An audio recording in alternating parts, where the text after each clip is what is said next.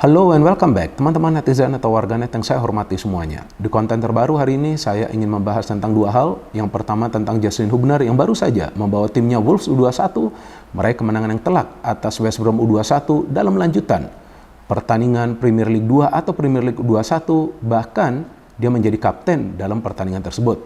Dan selain itu juga, saya ingin membahas tentang Shin Tae-yong yang dirumorkan masuk dalam bursa atau salah satu kandidat pengganti dari Jurgen Klinsmann yang baru saja dipecat sebagai pelatih dari Timnas Korea Selatan karena gagal membawa Timnas Korea Selatan lolos ke partai Grand Final dari Piala Asia lalu yang diselenggarakan di Qatar. Tentu pertama-tama kita harus memahami teman-teman betapa pentingnya pemain-pemain diaspora Indonesia yang sekarang mulai membela Timnas Indonesia. Karena dengan kehadiran pemain-pemain inilah kita bisa melihat perubahan yang signifikan dalam cara bermain Timnas Indonesia. Apalagi ketika Timnas Indonesia bermain di Piala Asia lalu. Memang masih ada beberapa kekurangan, tapi saya yakin dan optimis bahwa kekurangan-kekurangan tersebut akan segera dibenahi oleh Shin Tae-yong. Karena ketika dia memilih pemain-pemain diaspora Indonesia ini untuk bisa membela Timnas Indonesia, tentu Shin Tae-yong juga sudah bisa membaca potensi dari pemain-pemain tersebut. Jadi artinya tidak asal memilih. Nah, salah satu pemain yang dia pilih adalah Justin Hubner. Yang berkali-kali saya tegaskan kepada teman-teman bahwa Justin Hubner ini adalah pemain yang spesial. Dan yang kemungkinan besar akan bisa memberikan kontribusi bagi Timnas Indonesia. Dan ternyata terbuktikan dengan permainan yang gemilang di Piala Asia lalu. Bahkan di Piala Asia lalu, Shin Tae-yong memainkan Justin sebagai gelandang bertahan. Padahal kita tahu bahwa posisi naturalnya adalah di center back. Tapi di level klub, dia bahkan bisa bermain di fullback sebelah kiri. Artinya apa? Artinya bahwa Justin Hubner adalah pemain yang bisa bermain di beberapa posisi. Nah, ini tentu adalah keuntungan bagi Timnas Indonesia. Karena Shin Tae-yong punya beberapa opsi bagi Justin Hubner. Dan kabar baiknya, bahwa Justin Hubner bermain di posisi manapun, bermain dengan karakter permainan sebenarnya. Artinya walaupun dia bermain sebagai center back, dia akan bermain agresif, di gelandang bertahan juga sama, bahkan di fullback sebelah kiri juga sama. Selain itu juga dia adalah pemain yang berani mengambil inisiatif untuk membantu serangan. Selain itu juga dia punya visi untuk membagi bola. Artinya sebagai pemain yang bermain di lini pertahanan, atau juga yang bermain di sektor gelandang sebagai pemain yang perlu melakukan filter dari serangan para pemain tim lawan, dia adalah pemain yang komplit. Dia bisa mengawal lini pertahanan, dia bisa melakukan pressing kepada para pemain tim lawan, dan dia juga bisa membagi bola. Pemain-pemain seperti ini teman-teman sangat langka di dunia sepak bola. Bisa saja ada pemain yang bermain di beberapa posisi, tapi belum tentu dia bisa bermain sama bagusnya. Nah, kalau Justin ini bermain sama bagusnya, kalau yang saya perhatikan. Saya nonton cuplikan dia main bagi Wolves U21 ya. Bagus sekali. Main di fullback sebelah kiri, dia juga bisa overlap. Dia lakukan tackling-tackling yang keras juga tapi bersih.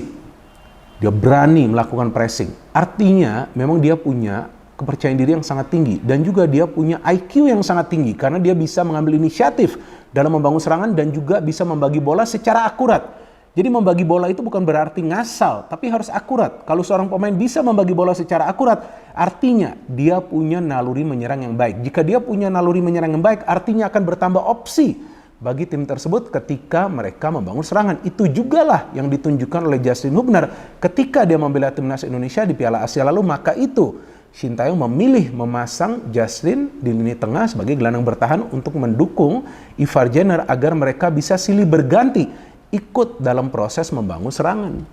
So this is a very special player. Jadi dalam hal ini saya bukannya ingin memuji setinggi langit Justin Hubner. Tentu dia juga punya kelemahannya. Apa kelemahannya? Kadang-kadang terlambat untuk recover position. Tapi pemain ini adalah pemain yang pintar untuk menutup ruang. Nah, artinya walaupun dia kadang-kadang terlambat, tapi dia bisa cepat cover up. Nah, pemain-pemain seperti inilah yang sebetulnya sangat bermanfaat ketika ada pemain lain dari timnya yang out of position. Nah, itulah yang membuat Justin Hubner ini menjadi pemain yang sangat penting bagi timnya. Wolves U21 bahkan dia pernah menjadi bagian dari tim Wolves senior ketika mereka berhadapan dengan Arsenal. Walaupun dia berada di bangku cadangan, tapi kan bisa promosi ke tim senior juga sudah hebat. Walaupun dia mainnya di Wolves, tapi kan dia sekarang sudah masuk ke level Premier League. Jangan main-main loh, ini sudah hebat loh dia. Dan dia adalah pemain Indonesia, bangga dong kita. Bener dong. Dan pemain seperti Justin Hubner ini yang tentunya menjadi inspirasi bagi pemain-pemain muda lainnya di Indonesia. Bahwa dia saja bisa menembus ke Premier League. Artinya apa? Pemain-pemain kita juga punya peluang, teman-teman. Memang tidak akan mudah, tapi peluang tersebut tetap terbuka. Jika memang mereka berlatih keras, jika mereka berlatih dengan cara yang benar, dan jika mereka punya fisik yang kuat. Jadi Justin ini memang punya fisik yang kuat. Maka itu dia bisa bermain di beberapa posisi. Walaupun adaptasi dia di Timnas Indonesia Senior ini butuh waktu kan. Ketika dia beberapa kali melakukan kesalahan di pertandingan-pertandingan uji coba. Tapi ketika bermain di Piala Asia lalu mentalnya mental baja. Padahal ini pemain muda. Pemain yang masih muda, minim pengalaman. Tapi karena dia punya level of confidence yang tinggi, itulah yang membuat dia percaya diri di atas lapangan. Nah, inilah yang seharusnya menjadi contoh bagi pemain-pemain lain, khususnya pemain-pemain muda, yang sekarang ini bermain di liga domestik kita.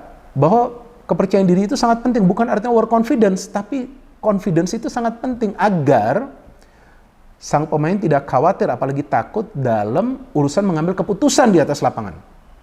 Jadi jika teman-teman perhatikan, Justin Hubner ini tidak ragu-ragu dalam mengambil keputusan. Mau nyerang, dia cepat ikut nyerang. Mau bertahan, dia cepat cover up. Ada pemain yang memang out of position, dia bisa nutup itu ruang. Nah, yang saya harapkan, Justin nanti bisa bermain di Piala Asia U23, karena dia adalah pemain yang sangat amat penting. Apalagi lawan-lawan Timnas Indonesia U23 nanti kan adalah tim-tim yang kuat. Tim tuan rumah Qatar, Australia, kemudian Yordania juga. Tapi kan belum tentu juga dia akan bisa membela Timnas Indonesia U21. Karena Timnas Indonesia U23, karena Piala Asia U23 ini kan tidak termasuk dalam kalender FIFA. Tapi ya kalau menurut saya, jika memang dia tidak dilepas oleh klubnya, gak masalah, biar dia berkembang lah di klubnya kan. Karena sekarang kan dia sudah menjadi pemain yang penting, biar karir dia ini terus menanjak. Itu yang nanti akan bermanfaat bagi Timnas Indonesia. Tentunya dalam hal ini Timnas Indonesia Senior. Karena seperti yang pernah saya katakan sebelumnya, sebetulnya yang penting itu Timnas Indonesia di level U20 dan juga di senior. Itu yang sangat penting. Di level U20 itu bisa dilihat, ini pemain bisa atau tidak nanti promosi ke tim senior. Gimana cara mainnya? Jika di level U20 dia sudah punya level of confidence yang tinggi, ya tentu dia akan bisa bermain nanti di Timnas senior. Artinya sekarang ini adalah momen yang baik bagi Justin untuk tetap bertahan di squad Wolves, dan yang kita harapkan dia bisa segera promosi ke tim seniornya. Jika dia sudah promosi ke tim senior dan dia sudah bisa bermain di Premier League, itu akan menjadi sejarah teman-teman bagi kita, karena ada pemain Timnas Indonesia yang bermain di Premier League. Jadi kita harapkan yang terbaik bagi Justin Hubner, dan ya kita berharap juga mungkin saja nanti dia bisa dilepas oleh klubnya untuk membela Timnas Indonesia U23 di Piala Asia U23 yang akan digelar mulai dari pertandingan pertama, yang tentunya berat, lawan tim tuan rumah Qatar pada tanggal 15 April. Dan sekarang saya ingin membahas tentang Shin Tae-yong, yang tentu kita tahu dalam beberapa hari terakhir ini selalu saja ada beritanya ya. Dan kali ini berita yang membuat saya khawatir juga sih teman-teman. Memang kita sama-sama tahu bahwa Shin Tae-yong dikontrak sampai pertengahan tahun ini. Tapi sekarang ini berita yang berkembang dari salah satu media di Korea Selatan bahwa Shin Tae-yong masuk dalam radar Federasi Sepak Bola Korea. Ini kan berita ya, jadi ya bisa dikatakan rumor juga nih atau isu ya. Masuk dalam radar Federasi Sepak Bola Korea untuk menggantikan Jurgen Klinsmann yang baru saja mereka pecat. Tentu selain Shin Tae-yong ada beberapa pelatih lainnya, tapi masyarakat sepak bola Korea ingin agar yang menjadi pelatih selanjutnya dari Korea Selatan itu adalah pelatih lokal. Jadi ya orang Korea lah yang mereka inginkan. Kan sebelumnya mereka memakai banyak pelatih-pelatih Eropa ya. Tapi selain itu juga ada nama Park Hang-seo juga, ada nama beberapa pelatih Korea lainnya juga. Dan yang membuat saya terkejut juga ada nama legenda Manchester United, Steve Bruce, yang sebelumnya melatih klub-klub mediocre di Liga Inggris. Nah ini sih aneh sih, jika Steve Bruce terpilih menjadi pelatih dari Korea Selatan, tapi kan kita gak akan pernah tahu. Tapi Shin Tae-yong ini masuk radar. Bahkan media Korea tersebut menilai bahwa Shin Tae-yong lah yang sebetulnya cocok untuk kembali menangani Korea Selatan yang sekarang ini situasi internalnya lagi memanas. Betul kan teman-teman? Karena dia dinilai bisa menyatukan para pemain, dan dia memang adalah sosok yang sebelumnya berpengalaman membawa Korea Selatan lolos ke Piala Dunia tahun 2018. Plus, dia sudah punya pengalaman yang berharga di Indonesia. Plus, dia mengubah Indonesia menjadi tim yang sekarang menjadi sorotan dunia setelah berhasil lolos dari fase grup Piala Asia lalu. Dengan mengandalkan skuad yang paling muda di Piala Asia lalu. Itu bukan gampang teman-teman. Bagi yang mengkritik Sintayong enak saja, kritik aja terus, ya kan? Tapi saya yakin Sintayong sendiri itu juga punya beban yang berat untuk bisa melatih timnas Indonesia dengan mengandalkan mayoritas pemain-pemain muda. Gak gampang, tapi kan dia gak pernah give up, tidak pernah menyerah. Itulah tanda-tanda pelatih yang hebat, tidak akan menyerah begitu saja. Saya masih ingat ketika di Piala AFF U23 lalu, banyak pemain yang gak dilepas, dia kan gak give up. Oke, we try our best, kita coba semaksimal mungkin, bisa lolos sampai final. Tapi kan kemudian kita lihat saja wasitnya kayak apa, kan kacau kan. Nah artinya, ya gak salah juga jika Sintayong masuk dalam radar Federasi Sepak Bola Korea.